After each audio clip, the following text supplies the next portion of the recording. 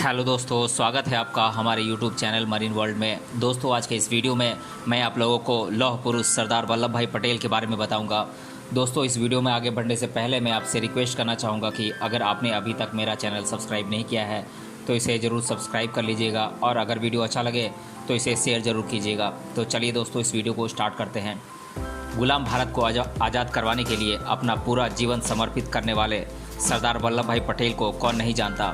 वे स्वतंत्र भारत के पहले गृह मंत्री और भारत के महान स्वतंत्रता सेनानी थे, और साथ ही स्वतंत्र भारत के प्रथम उप प्रधानमंत्री के रूप में उन्होंने भारतीय संघ के साथ सैकड़ों रियासतों का विलय किया। आपको बता दें कि उनके अविश्वसनीय और अद्भुत कूटनीतिक कौशल और नीतिगत दृढ़ता की वजह से उन्हें लौह पुरुष की संज्ञा भी दी गई थी। वहीं आज हम इस वीडियो के माध्यम से भारत के महापुरुष सरदार वल्लभ भाई पटेल के जीवन से जुड़े संघर्ष और उनके जीवन की महत्वपूर्ण बातों को, भारत की आज़ादी में उनका योगदान और उनकी उपलब्धियों के बारे में बताएंगे।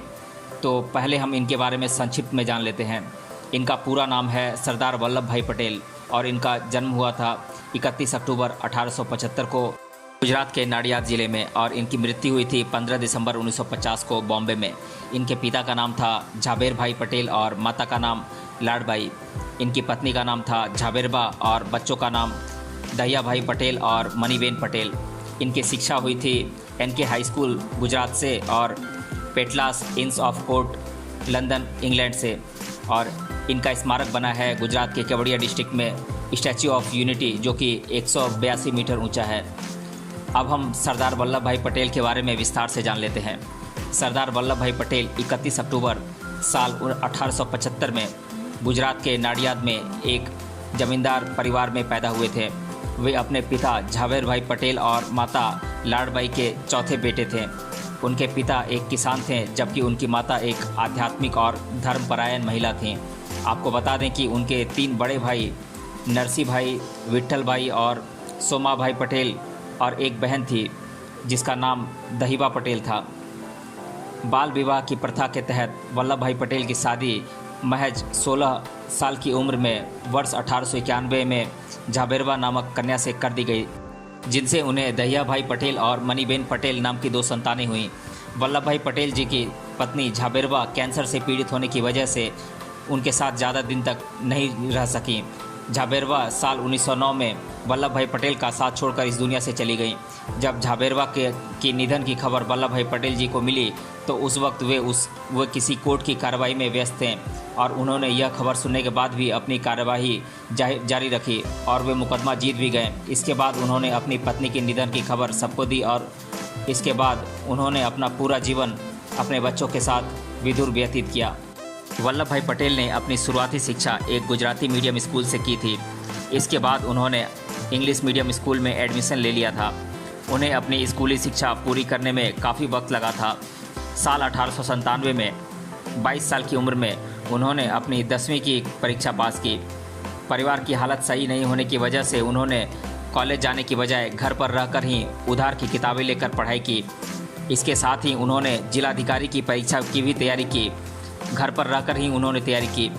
वहीं सरदार पटेल पढ़ने में इतने होशियार थे कि इस परीक्षा में उन्होंने सबसे ज़्यादा अंक हासिल किए थे। इसके बाद साल 1910 में वे लॉ की डिग्री हासिल करने के लिए इंग्लैंड चले गए। उन्हें कॉलेज जाने का कोई अनुभव नहीं था, लेकिन वे पढ़ने में इतने तेज़ थे कि उन्होंने 36 महीने के लॉ कोर्स को महज 30 महीने में ही पूरा कर लिया।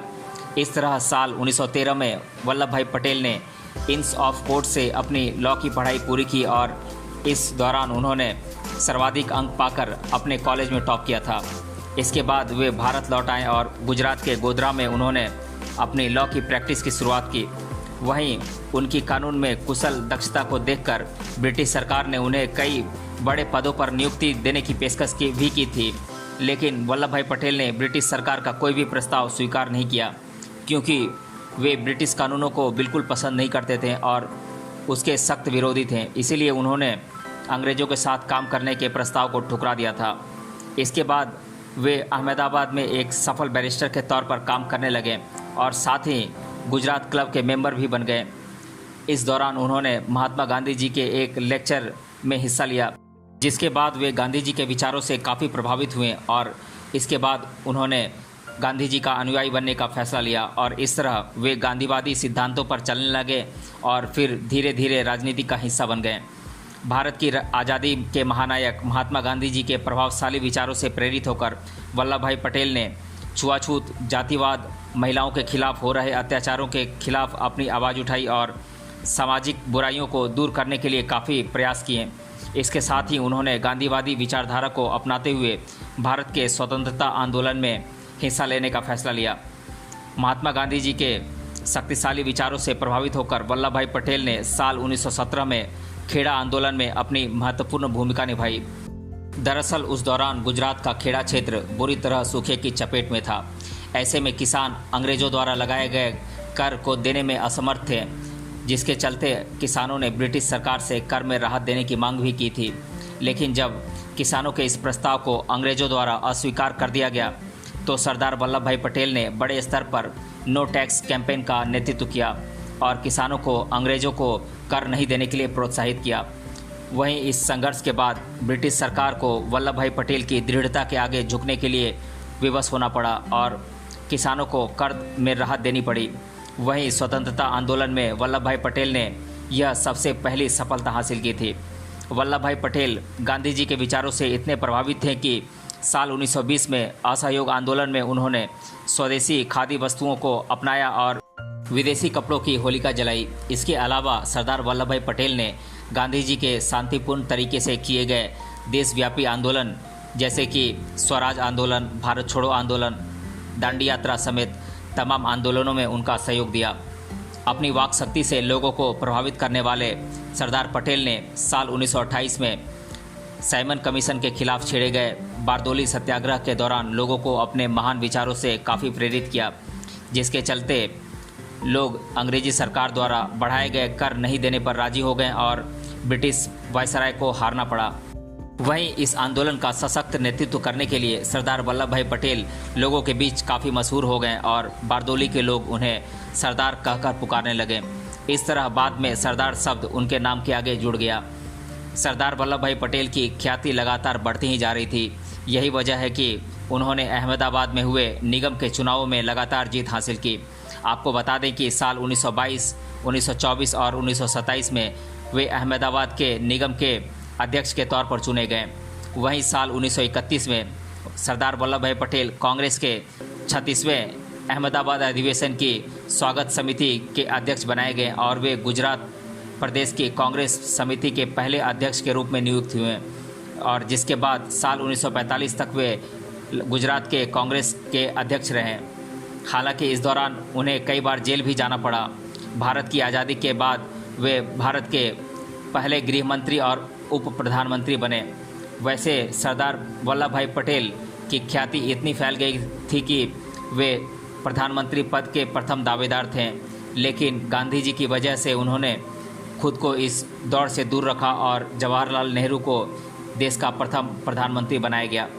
स्वतंत्र भारत के गृह मंत्री बनने के बाद उन्होंने सबसे पहले भारत के अलग अलग रियासतों के राजाओं को अपनी राजनीतिक दूरदर्शिता और बुद्धिमत्ता का इस्तेमाल कर संगठित किया और भारतीय संघ के 565 रियासतों के राजाओं को एहसास करवाया कि उनका अलग अलग राज्य का सपना देखना मुमकिन नहीं है। जिसके बाद भारत में विलय होने के लिए सभी राज्य राजी तो हो गए, लेकिन हैदराबाद के निज़ाम, जूनागढ़ और जम्मू कश्मीर के नवाबों ने भारत में अपने रियासतों के विलय से मना कर दिया था। जिसके बाद सरदार वल्लभ भाई पटेल ने अपनी कुशाग्रता और बुद्धिमत्ता के बल पर सेना का इस्तेमाल कर इन 3 राज्यों के राजाओं को अपनी रियासतों को भारत में विलय करने के लिए राजी कर लिया।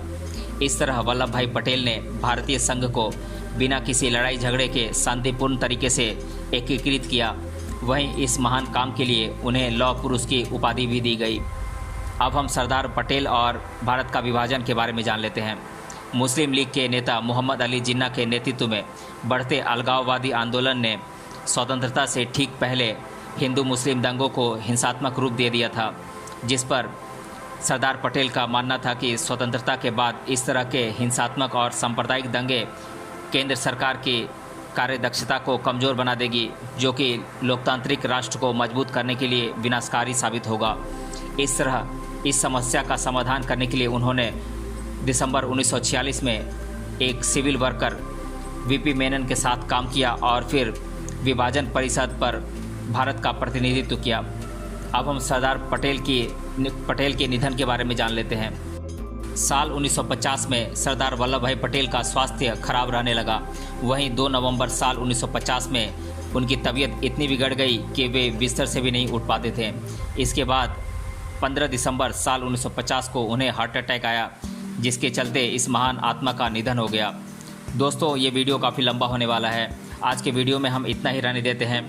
अगले वीडियो में हम जानेंगे सरदार वल्लभ भाई पटेल को मिले अवार्ड्स के बारे में और उनके कथनों के बारे में जानेंगे और स्टैच्यू ऑफ यूनिटी के बारे में जानेंगे। और अगर अभी तक आपने इस वीडियो को पूरा देखा है तो आप कमेंट करके बताइए कि सरदार वल्लभ भाई पटेल के पिता का नाम क्या था। मिलते हैं अगले वीडियो में किसी अन्य टॉपिक के साथ। तब तक के लिए धन्यवाद।